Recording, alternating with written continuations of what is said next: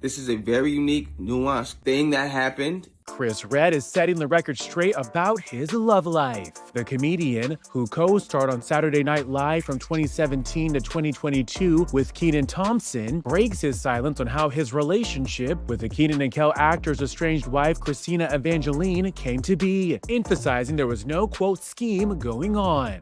Every single thing that everybody said, I saw it, you know? And bottom line is, I'm not the type of person to scheme on a person. I'm not the type of person to even date somebody that like one of my homies has dated. You know, this is a very unique, nuanced thing that happened. The writer then goes on to detail how his struggle with addiction during his 5-year run on SNL led to a period of loneliness. However, when Christina, who was married to Kenan from 2011 to 2022 until he filed for divorce, came into the picture, she started to help him heal. This lady was the only one to call me on my help me with my She helped me with my therapy journey, you know, and she told me things about her life that made me look at a lot of people involved in it differently, you know?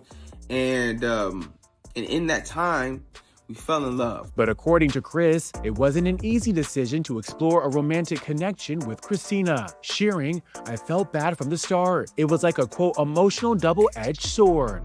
He later continued, "But I did choose love." Chris even claims that Kenan, who shares kids Georgia and Gianna with Christina, wasn't totally in the dark about the couple's connection, because according to Chris, they actually had a chance to discuss the budding romance. And we were cool, and we continued to work for a year after we talked about it, you know, and I remember it specifically being said, you know what, let's just keep this shit under wraps. And as soon as everybody found out, changed. But look, listen, this is the type of thing that, and you can have a conversation with a about that, but can switch on a dime. E! News has reached out to Kenan's rep for comment, but has not yet heard back.